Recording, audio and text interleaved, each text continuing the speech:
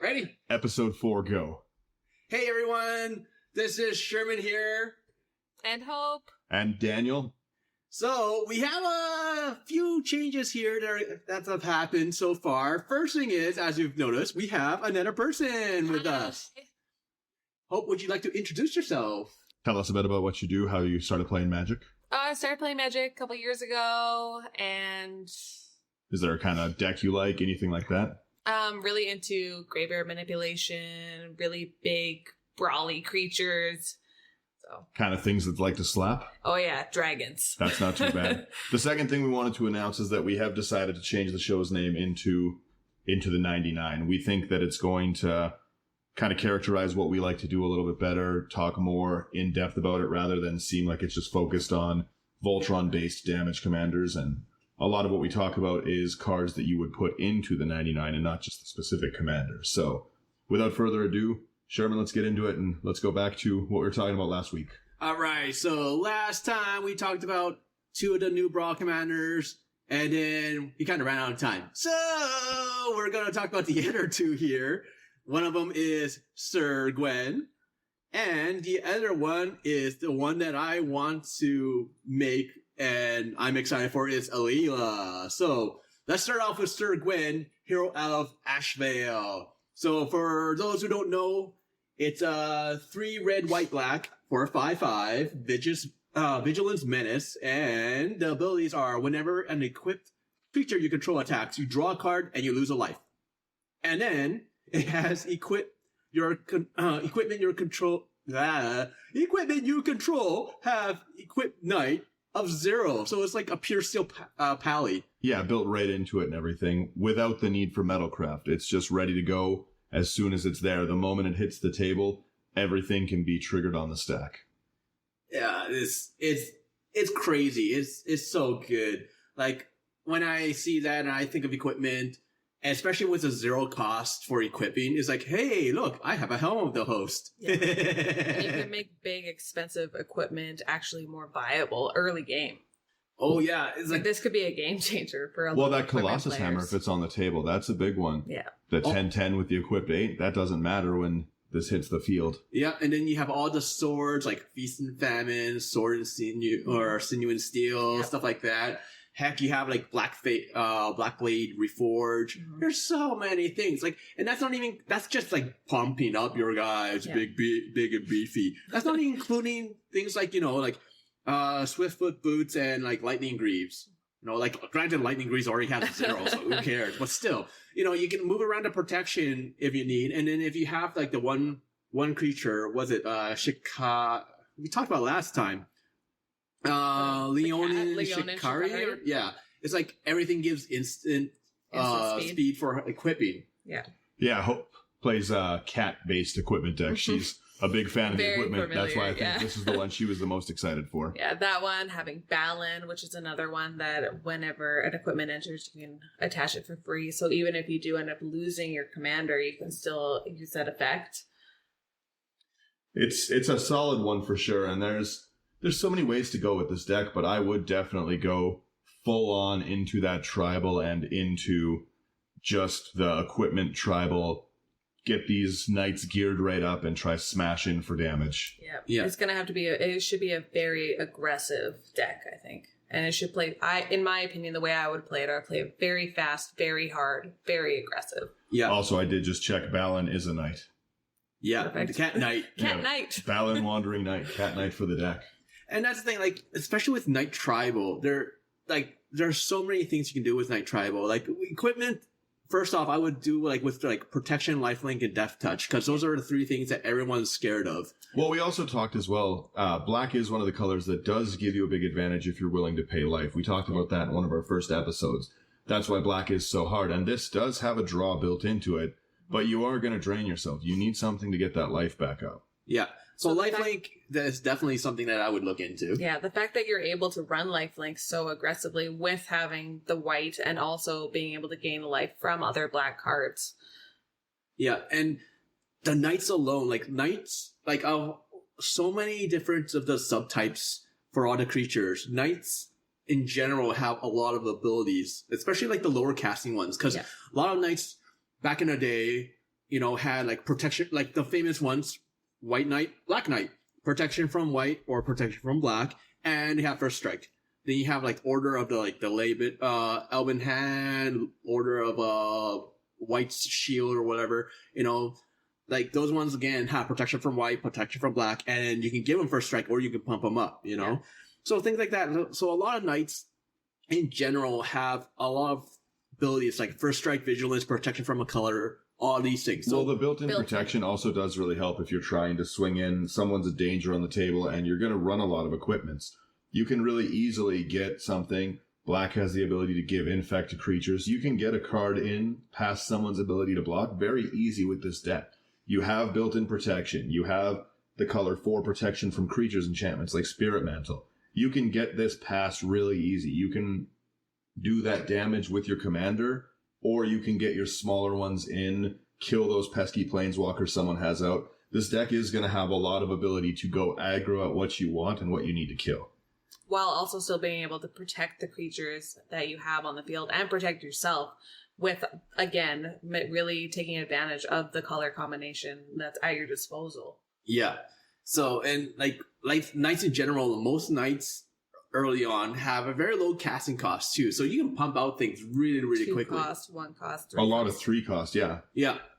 So, and then like with that, like you can pump through, go through them real quickly, and you, like most equipment that you would probably want to use have a higher casting cost. So like that's not a big deal. Once you have Syr Gwyn out, by then you'll have like 1 or 2 equipment that you can slide on to your other knights that have lower casting costs. Cause, normally we associate low cast cost, low power, low toughness. Early game. Early game. Yeah. But now you're making it into like the creatures are practically late game, and if they kill the creature, who cares? Yeah. Well, the big drawback of equipment instead of enchantment is essentially you are paying to cast things twice with the equip cost.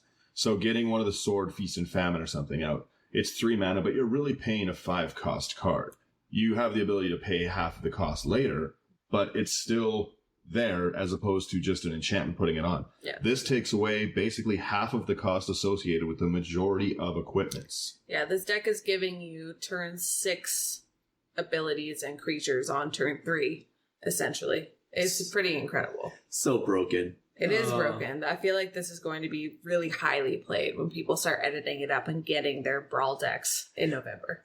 And the worst thing is like we still haven't even touched like some of the support creatures and everything, like Audric, Lunark Marshall.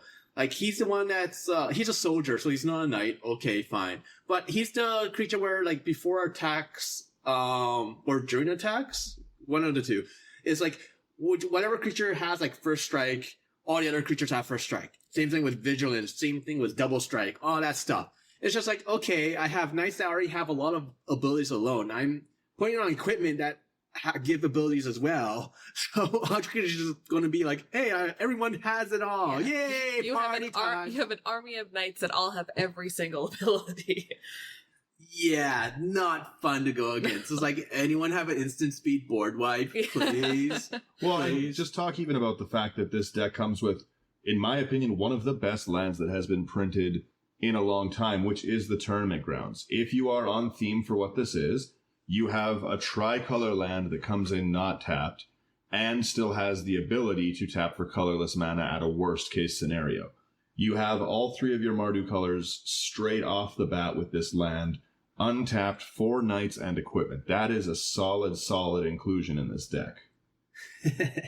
Oh yeah, it's like, do I want to put a land in, or do I want to put in something like Mardu Banner? Yeah, let's put that land in. Yeah, let's drop that land. I bet 0% of people cut that land from this deck. Oh, it's auto include in all Mardu decks. So, but it's like, it's just the fact that like, you have a land that helps you out. You have a commander that makes everything cheaper for you for equipment and everything. Like this is a very, very mana efficient deck, in my opinion. Like it's not as strong as Chulang where you can pump out things. It's not like Corvold where you're sacrificing things. No, this one is just like you pump stuff out. You use your as efficiently as you can, and if you can use it efficiently, then you're gonna rock everyone's world. Well, Knights are a very aggressive deck in general. I also think that this deck is very intro friendly. I feel like this deck, especially for being tricolor, where if you get multiple colors, that can be a little bit intimidating for new players. But I think the mechanics of this deck, whether you leave it as a brawl deck or edit it into a 100-card commander deck, I think it's very approachable. And I think that that's something that we shouldn't put to the wayside. I think that's really important as well. That's very true, because compared to the other brawl decks and the other commanders, this one doesn't, like, overall has the least amount of triggers, I think, compared to everything else. And let's face it, when you first started playing Magic, everybody forgets their triggers. Yeah. Oh, and even now when you play Magic, everyone forgets their triggers and wants to roll it back. Yeah. Well, it's like, no, you can't roll it back. Too bad. It was like, well, that's the best way you can learn, right? But yeah. I agree with you. This is probably, of all the brawl decks or all the commanders, this is probably the most new player friendly of all of them. The other ones are very technical. I think they're very much built for experienced players, especially experienced commander players. Well, Tulane, you're going to want to stack a lot of things, even a Wood Elves interaction where you're going to get the land to your hand, then drop it and stuff. It is going to be a lot of stacking your trigger. Too. Yeah. Like even with that, like it's just the interactions. Like with Chulang, I had to do a rules argument with someone because they were playing with Explore, and I was thinking of doing that. And they're like, okay, I'm going to cast this, I'm going to explore, and then I'm going to play that stuff. Like, no. Chulang's a cast trigger. Explore to enter the battlefield trigger. Chulang has to trigger first. Yeah. So we got into an argument there. It's like, no. I am 100% right here. You can ask anyone. And yeah, sure ETB does go on after a cast trigger. Yeah. So for anyone that's using Explorer, watch out for that, because the cast trigger does occur before an ETB. Still an interesting mechanic to run in the deck. Yeah, it's still great because you're still fishing through everything really, really quickly, right? So, but with like Syr Gwyn, definitely like one of the easier ones to make and pilot and everything. I think it's also one of the cheaper ones too if you don't go like with the swords. Yeah, don't go too crazy with it. Yeah. We're going crazy with it. We have all the swords for it. Yeah, we're going crazy in our house, but it's very approachable. It's very easy to edit without spending a ton of money if you don't want to. It's, like, I imagine someone like using like Sure Strike Trident, where you like tap it unequipped to deal damage to a target creature or player, just like free equipped. Just across all the knights. That does really help it with the Sure Strike Trident's equip. Yeah. So, and that's like, and once again, we're just talking about the knights and the equipment. We haven't even touched really the support cards or what else you can do, because like we're talking about tribal here. So obviously you have like tribal cards like Vanquisher's Banner. That's has gone up in price because of this as well. Oh, it has to. It's so good. Yeah. So like I'm still iffy on the coat of arms, because like I've seen many people lose to their own coat of arms. Someone dumps it out and then gets rolled over by something else. Yeah, especially token decks. I think it's valuable in this deck, though, because if you end up not playing against somebody that is playing tribal, then you end up in your coat of arms. Otherwise, discard it and just cut your losses. Yeah. But if you think for 5 mana artifacts, there's, I think, better things in this deck. For 1 extra mana, you can have True Conviction, double strike lifelink on all your creatures. Yeah. And no benefit to your opponents. Fair. Door of Destiny is a really, really common one. Door of Destiny is great. Well, and like you were saying, most of these knights are going to be running First Strike. A ton of them have it already built into it. There's tons of white enchantments to give things, tons of equipment. So if you can get something that has Death Touch out or anything like that, then you're able to get through combat no problem. Yeah. And then like you have like some of the other things that boost them up, like the Night Lords, like the Night Exemplar has been going up in price like crazy. I picked it up the day it was spoiled. I went and bought 2 copies, one for a night deck that we just built, the partners Corvath and Sylvia, one for that, and I've had one sitting in a box upstairs waiting for this deck because I knew it was going to spike. I have 4 copies from back in the day when I was playing 60 still.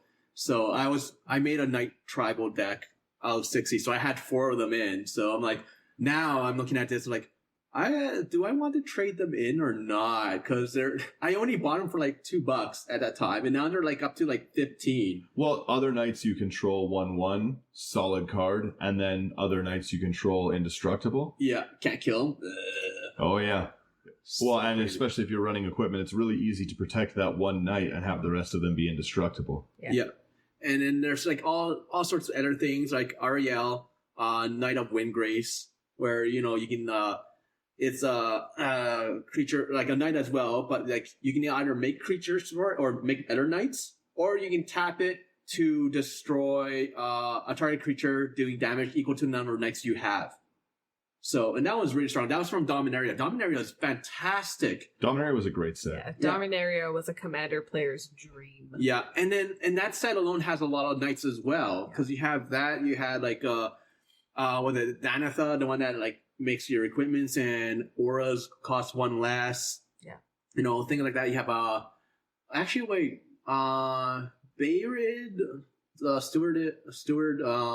He's a soldier, I think. I gotta check him out. But anyways, so there's all that. But one of the things I like about this deck too is the fact that like you have things like equipment, and you can use things like Cheshire, Ancestor's Apostle, where you're casting historic spells, and if you cast a historic spell, you can bring back a creature that's casting cost 3 or less from the graveyard to the battlefield. Is it 3 or less? That is solid in this, that's so many of your knights. Yeah. So it's like, okay, so they board wipe or they remove your creature. All right, I'll cast an equipment. Oh, look, this knight comes back. Oh, wait, Syr Gwyn's out. Oh, I'll equip it. Yay! Oh, might as well give it haste at the same time. Let's go to town. And all of a sudden, your board state's right back to normal. Yeah, you don't care. And everyone's like, Teshar, like, he's not a knight. Who cares? He brings back your knights. Yeah, Knight Tribal He's an honorary knight for this deck. Yeah. Knight Tribal doesn't have to mean that every single creature in your deck is a knight. Well, we were looking through cards last night, and one I would include in this is Archetype of Finality. It's a Gorgon, 4 colorless, 2 black, but creatures you control have Death Touch, and that on the field is pretty solid. Yeah. All creatures Death Touch for everything. That turns even the smallest no ability knights into very, very scary blockers. Yeah, so like first strike goes in, they die. Awesome. And then if you have something like Kwande, where all knights that have first strike get double strike. Yep. Yeah. That's even better. Like very, first strike. very solid one. Yeah. The white archetype, I think, gives something. I think it's Archetype of Courage. All your creatures get first strike. That's a solid one for this deck. Yeah. Even Brave the Sands, though. If you have this enchantment out, Brave the Sands, the ability to block an extra creature every turn. First strike, Death Touch, 2 creatures is pretty rough. Yeah, there's so many things. Like, like even going back to equipment, there was like the one from the cat deck, Blood Soaked Battle Axe or... Yeah, where you keep making axes. Yeah, every time you attack, you make another token of it. Yay, now I have more. So by the end, you have so many. Yeah, every single one of your knights has 3 axes equipped to it for free.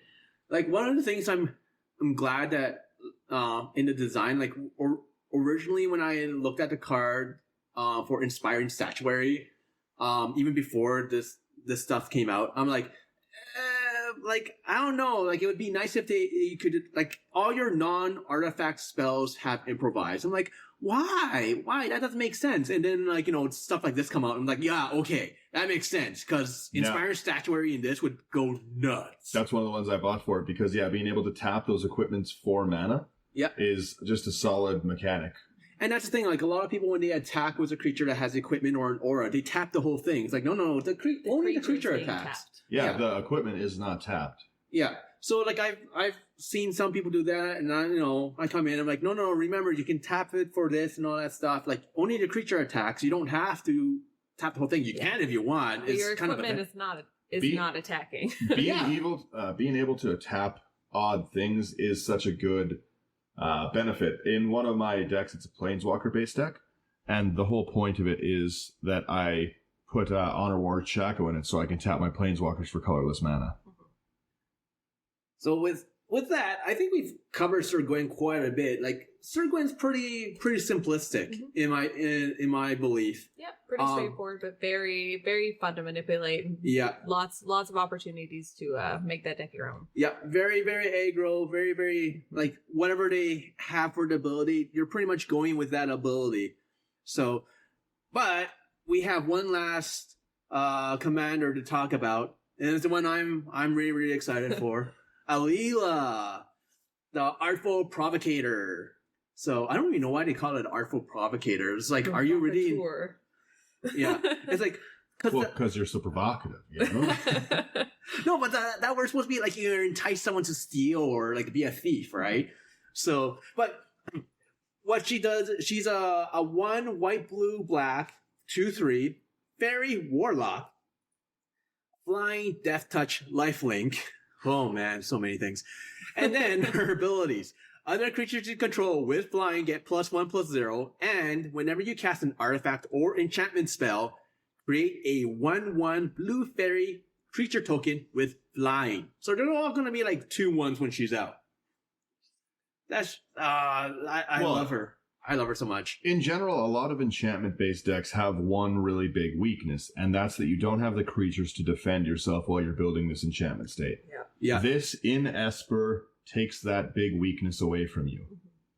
And like you can go artifacts or enchantments, you know, like there's benefits for both. Like enchantments, a lot of people will probably do like either like auras, like especially totem armors on Alela. So, you know, you're casting something, you get a fairy, and then you protect your commander at the same time. You know, so you can go aggro, you can go pillow fort, which we've all seen, especially with Estrid, the planeswalker from last commander set. Artifacts, you're going to have things like Psy Master Thopterus. You know, you have like Thopter Spy Network, where you're generating Thopters every turn. You know, like it's pretty strong for that. Well, she turns your late game. A lot of times, if it's, you know, maybe you've had a slow game, it's made it to turn 8, and you draw a command sphere. That's generally not a great card on turn 8. Yeah. But something, it's coming in, it's also making fairy, a 2/1 fairy when it's hitting the battlefield. That it does have a lot of value late game and everything, just even to be able to drop your rocks, and it turns all of your acceleration rocks way, way better into the late game. Yeah, and like we only have a few kind of board wipes for artifacts and enchantments, so this makes it a little bit more difficult. Like, there's a lot of targeted artifact enchantment removal, but you don't care if you're playing this because you're going to be rocking so many different artifacts and enchantments. Well, an enchantment specifically, mass enchantment destruction is extremely difficult. Yeah, like I think I'm the only one in my play group that still plays Tranquility. So never happens. For everyone who doesn't know what Tranquility is, it's destroy all other enchantments. Yeah. I've never seen that card in play. It's ever. an enchantment with pay 2, destroy all other enchantments. Yeah. So pay 2 or pay 3? No, it's pay 3. There's a newer one that's I can't remember the name of it, but it's pay 2 and it does the same thing. So everyone's like, I'd rather use that instead of Tranquility. But I only have Tranquility in my songs deck because that's the only song I have that named Tranquility that will destroy enchantments pretty much. So, but like, it's already difficult, you know, when you have enchantments and artifacts out because you don't really have those board wipes. And if you do play board wipes, it's going to be creature board wipes. Yeah. So it's not a big deal. You're still going to have those other cards up, and they're mostly going to be supportive. So like if you go with artifacts, sure, mana rocks, you know, even the equipment for this is fine too, because you can equip it to a fairy, let the fairy die. Who cares? If you take out another creature, fine, go kamikaze on it. Who cares, right? Enchantments. Well, there's tons of enchantments for like for flyers like favorable wind, they get +1/+1. You have intangible virtue, which gives all your token creatures +1/+1 and vigilance, which is stupid. And if you're gonna want to run Hall of Heliod's Generosity too, somebody does kill your enchantments, bring them right back to the top of your deck. Yeah. And that's not including like a few other things, you know, like Ethereal Absolution, where everything gets, all other creatures get -1/-1, and your creatures get +1/+1. You know, you can put in like not an enchantment or artifact. You can put in Elish Norn. You just devastate everyone. You know, like, okay, my flyers are really, really big now. You know, well, the gravitational shift +2/0 on your flyers, +0/2 on you're mean. Plus -2, -0 on your flyers. You're That's mean. what I would put in. But there's just so many things, and like if people are like killing them off, fine, that's not a big deal. Like Hidden Stockpile is a great one because it has a revolt on it, where, you know, during your end step on, I think it's your turn only, but during your end step, if a creature or a permanent left the battlefield, you create a 1/1 servo, and you can tap 1 and sack a creature to scry 1. It works for this, you know. You're gonna board wipe, fine. I'm just gonna use it to like dig through my deck a little bit more and create a creature at the same time. So I'll still have something at the end of the massacre. Well, this deck's going to always put you up as well. You can play a lot of things, Prison Realm, any of those things that are going to exile on enter, a Grasp of Fate. All of them are going to put you up not only in the removal category, but then on top of that, on the creature category. You're going to still net a creature on every one of your removal enchantments that you run. Yeah. And there's so many other things you can do. I personally would, I know a lot of people would go to artifact route on this because it tends to be easier and cheaper. Okay. Enchantments are expensive. Yeah, especially the good ones. There's some enchantments that are cheap that you can cast and bring back constantly. So if you have something like a Saram, where every time you cast a vehicle, artifact, or enchantment, you draw a card. If you have something like Flickering Ward or Conviction, where you can cast it for 2 mana and then pay 1 white mana and bring it back to your hand, just keep on doing that to get a draw engine going. That's pretty good. We have blue and we have black, and they're pretty good for draw engines, but at the same time, we might as well abuse Alela's ability, where every time you cast an enchantment or an artifact, you create a 1/1. So, and something like that, if you're combining it with Saram and you keep on flickering your enchantment constantly back and forth, you're going to be getting card draws, you're going to create an army, and people are going to be scared. And we still haven't touched support enchantments or artifacts yet. Well, and Alela also is not... It's not non-creature. So you can cast enchantment creatures, still create your fairies. You can cast artifact creatures, still cast your fairies. You could make every card in this deck, every playable card aside from land, enchantment or an artifact, something that will trigger Alela. Yeah, something that enchantment creature, some of the gods from what set was it? Theros? Theros, yeah. Yes. And you have bestow, creatures that give bestow and everything, stuff like that, Yeah.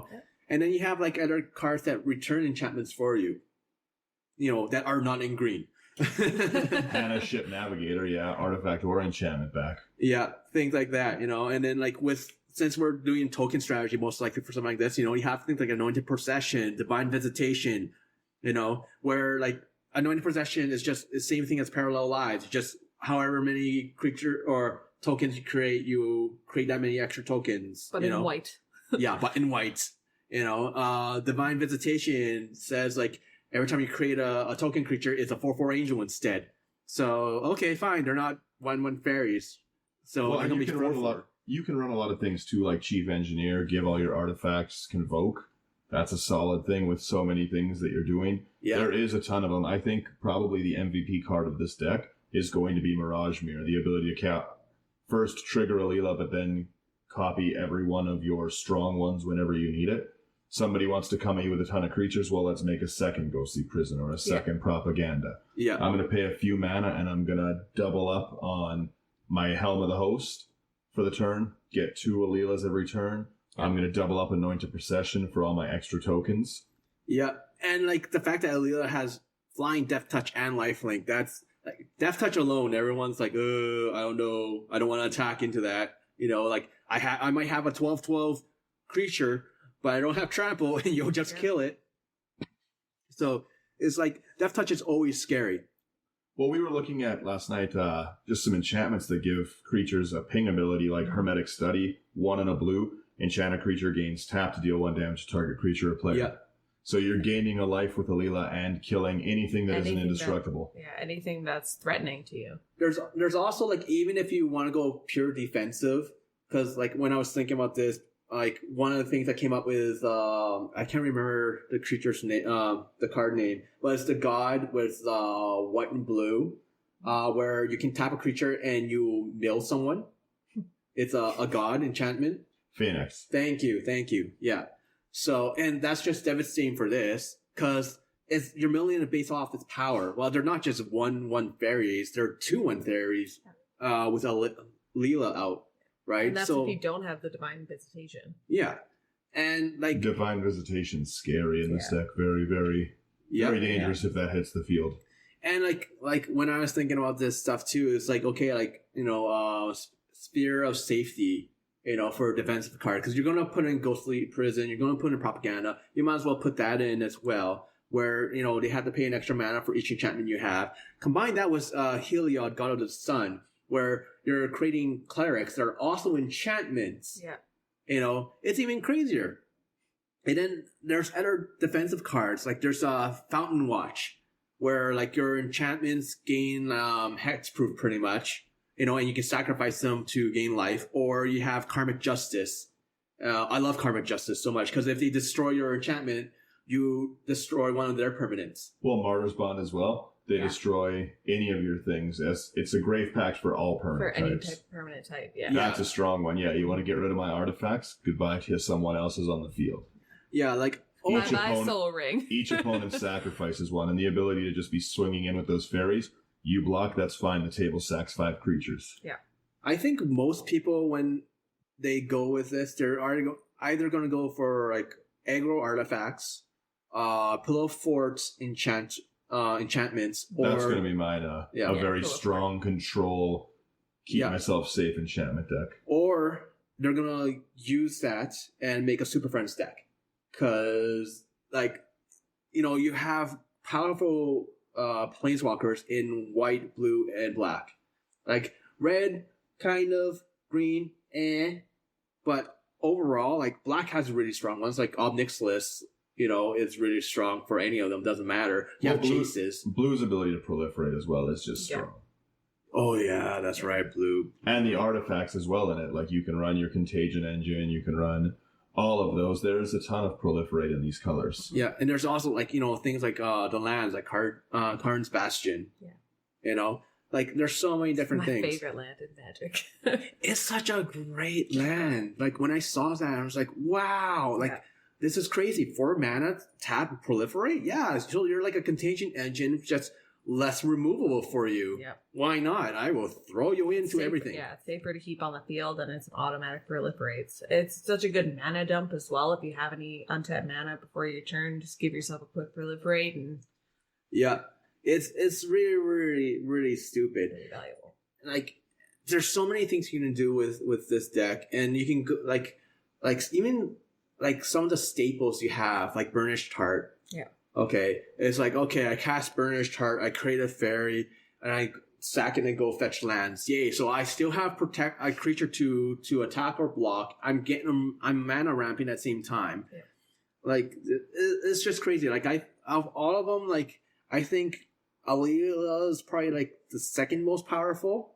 I still think Corvold's the strongest one of all of them. I think he has the potential to be a new competitive one. That's out of all of these, I'm trying to build them into a fun deck. We bought another Tulane deck yesterday, and we're going to make 2 of them. But Corvold is one that I'm going to make one of my competitive EDH decks, a CEDH deck based on him, because his sacrifice mechanic is just absurd. Well, him and like Zern Orb, it's like, okay, let's close it out. I'm just going to sack all my lands, gain 2 life, and then I'm going to go to town. Like, you know, let's end it. Swinging, yeah. Anything that gives him unblockable, or the fact that someone just doesn't have a flyer, is exactly like you said. You're gonna dump all of these, draw 15 cards, put 15 counters on him. He's pretty strong, but this Alela one, even her inclusion of Mace of the Valiant in the base deck, is so good. ETB giving this charge counters, like you said. If you have the proliferate mechanic, you also have the ability, because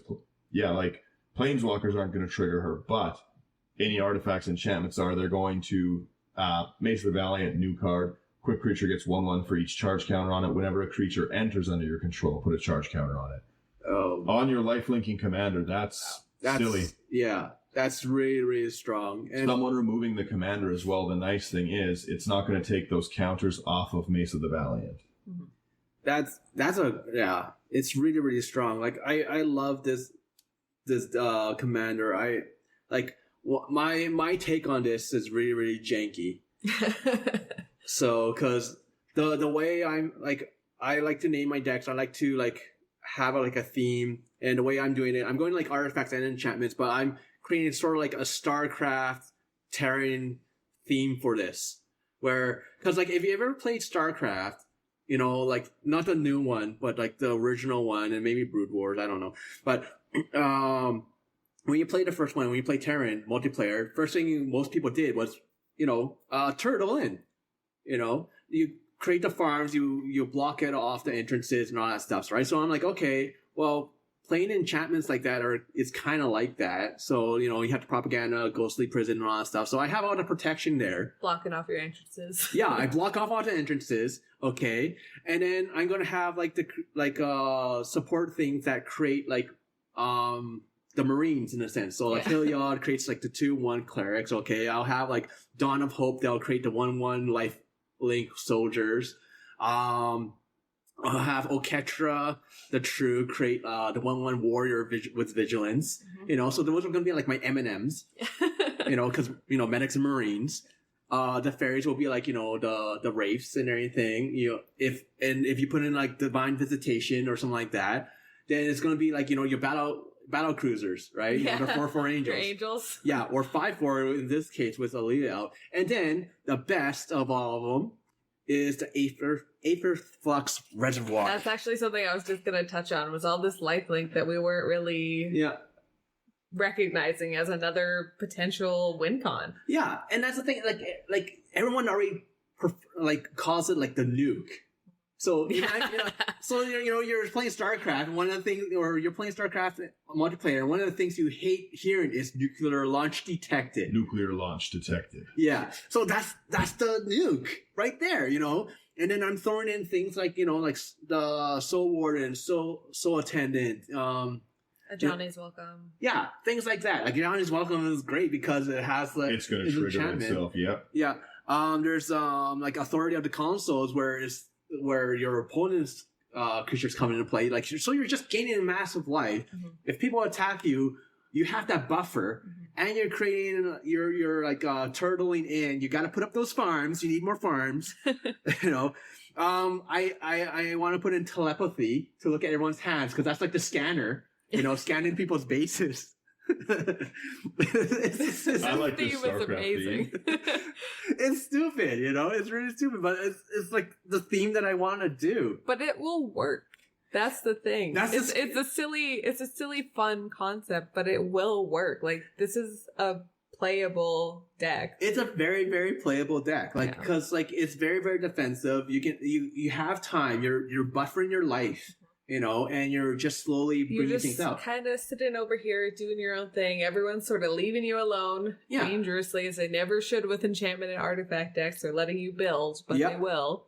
And like, you know, and there's different win conditions. Like the win conditions are like, you know, you can mob. Yeah, you can mass mob them with like the 1/1s with the Marines, or like in the air, or you can nuke them. Or like I haven't like there's other things you can put in like there's Tetsuko Umezawa's Fugitive, you know, where like if your creature has either 1 power or 1 toughness, it's unblockable. Yeah. Okay, that's like almost everything that you have on the field. Yeah. Okay. So you just overwhelm them with these little itty bitty fairies. Yeah. Fairies, soldiers, like lifelink soldiers, clerics, you name it, doesn't matter. You're just gonna go mass like crazy in, right? Yeah. And then, like, if people each instance of that 1 damage, that'll do it for you, you know. Yeah, it's like you're pegging them for a little damage. Yeah, you know, you don't care. Like I'm a slow acting poison. That's exactly what it's like. Yeah, I'm just gonna slowly tick away at you, and then suddenly nuclear strike. Yeah, exactly. Then all of a sudden you've got 151 life, and you've taken down the whole table. Yeah, there's no problem. Like. There's no problem with that. And, like, let's face it, like, a lot of people will play creatures. A lot of creatures will come into the battlefield, whether it's yours or the opponent's. So, using things like Soul Warden, Soul Attendants, the Johnny's Welcome, Authority of the Consoles, you're going to gain a lot of life from that stuff. And it's just like those 1 instances of damage, those single instances of life gain. They add up very quickly in these sorts of instances. Yeah. And, like, that's not including other things that you can do, right? So, like, there's you can, like, drain them with Blood Artist or Zilliport Cutthroat, you know, because you can just like, your stuff dies, fine. You're just draining people like crazy. Mm-hmm. You can do the whole like flash thing we talked about before with Chulang with like White Mane Lion, you know, have Oketra's Monument out there and Bonzu's Monument, you know, and like just drain people out with that stuff and create a bunch more soldiers. Heck, you can use any monument and just tap things down with Kefnet or like pump them out with Ronus, like. Who cares? Doesn't matter. I feel like that's one thing we haven't even really touched on. We touched on the white, we touched on the blue, but even the black, like you were just saying, like we've hardly even gone down that road yet. There's this whole other aggressive moment that we can go down with the black, and there's so many black enchantments. And we were looking at last night, actually, was the curses. Another option that you could do, which nobody does. But that could be a fun deck. A curse themed one was pretty solid looking. There's so many. You guys are so opportunities. mean. Can you imagine doing I that? played black. I don't know what you want me to say. Well, like if you put in like auto curses on black and everyone's laughing, and then you throw down like Hannah's ship's navigator, and then you just bring him back. Yeah, that's mean. That's so mean. I like it, but just don't play that against. Just don't play against me. Just be one, But there's so many different things, like you said. Like black has a lot of aggressive things, like even like things that we know we've seen, like necropotence and whatnot. Those are very good. In conjunction with the white life gain as well is something that you could really play into. Have you seen Curse of Misfortunes ever? What was that one again? 4 colorless, 1 black, enchant player, or a curse, obviously. At the beginning of your upkeep, you can search your library for a curse that doesn't have the same name as a curse attached to enchanted player, put it onto the battlefield attached to them, and shuffle. Wow. Wow. Oh. What a silly card. Especially with so much to protect and bring your enchantments back.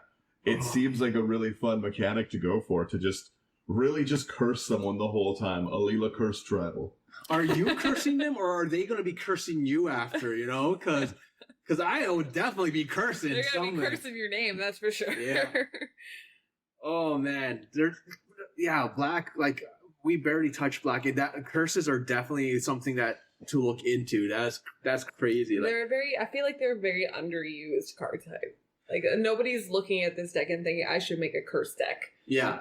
But it's actually surprisingly viable. It's very viable. And, like, most people, when they see black, they think of, like, tutors. Mm-hmm. Well, I was just going to say, you have access to all your tutors now. Mm-hmm. White gives you the more expensive, like, idyllic tutor, go get your enchantment. But black does have, especially if you're willing to spend a little more mana, a lot of very affordable tutor options. And if you are trying to play this a little more competitive, you have your diabolic tutors, your demonic intent. Yeah, vampiric. That's not diabolic, vampiric, yes. Like 4 mana compared to 1. Yeah. At instant speed, Yeah. No, like it's like black is always powerful and everything, and like it's always nice to think of those things that most people don't think about, because I always say, when you do something that no one else expects, they're scared of you, and that's a huge advantage because they don't know what's coming, what your plans are. Like if someone like plays a Prosh deck, you always know what's going to come out, or most of the time what's going to come out. And if it doesn't, what they're looking for, yeah.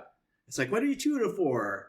You didn't tutor for a land, When you see a commander and when you see a commander and you think that you know what they're going to do, and then they go down a different route, like that changes everything. Oh yeah, But that's so much fun. That's all the fun of Commander to me. Yeah, and then like whenever you do that, like the politics really swings in. Oh yeah. So, because like, whoa, wait, you're doing that? Okay. Oh, wait, we're friends, right? Yeah. What if I was to go get this to help you out? Yeah. Everybody hold the phone. Remember when I bought you tacos last Tuesday? That's how to get a Hope's Good sign at any time. Taco Tuesday? Yeah, that is a direct route to my heart. Hope won't even attack you for the month. Oh, but yeah, like that's what we got right now for all of them. We've touched on all 4, and like you guys all know, I'm mostly looking forward to Alela. Dan, you teased me last week. Corvold for me. I really, really like the competitive aspect of him. I like Jund. Jund is one of my favorite colors. It has everything I like. Okay, Reed. I mean, Dan. And what's your favorite one you're looking forward to? Oh, the Syr Gwyn one, for sure. It's right up my alley with those really aggressive big creatures that it's just going to stomp. And that's exactly why I like to play.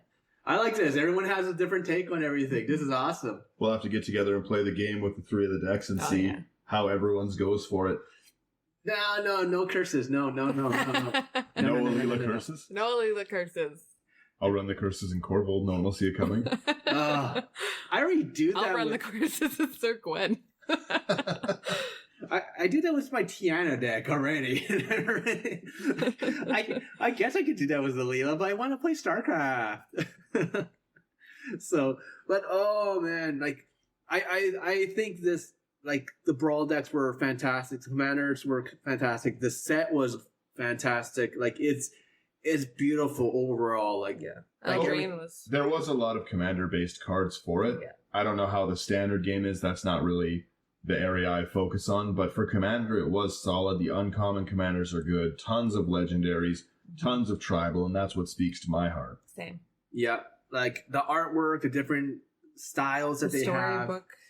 Yeah. Oh, those storybook Yeah. frames, love them, and I hope that they continue on with that. Yeah, I love when they bring out, even when they brought out the new legend frames, like things like Yes. that really, really speak to my artistic sensibilities.